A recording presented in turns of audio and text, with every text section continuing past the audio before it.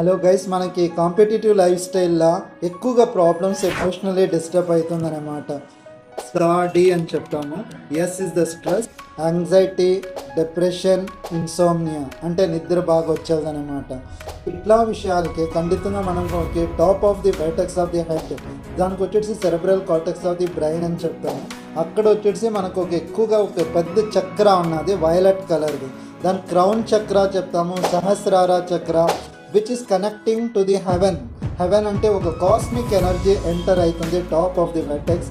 In case మనకి ఆ connection వచ్చి స్పిరిచువల్ కనెక్షన్స్ మనకి వెర్టెక్స్లో సహస్రార చక్ర కనెక్ట్ అయ్యదు, అప్పుడు మనకి స్ట్రెయిన్, స్ట్రెస్, యాంగ్జైటీ, డిప్రెషన్ అంతా ఎక్కువగా అవుతుందన్నమాట. దాని గురించి మనకు ఒక పాయింట్ వచ్చేసి రిలాక్సేషన్ పాయింట్.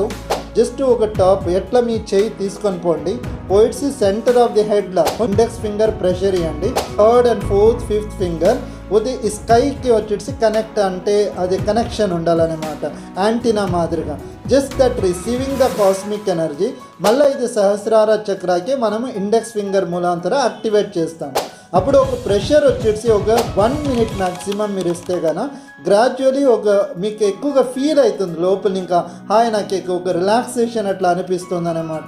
దానికోసం మనకు వచ్చే నిద్ర వచ్చేది కానీ, మళ్ళీ స్ట్రెస్ కానీ, బీపీ ప్రెషర్ ఎక్కువగా ఉంటుంది, అది కూడాను గ్రాడ్యువలీ మీకు వచ్చేసి డౌన్ అవుతుంది.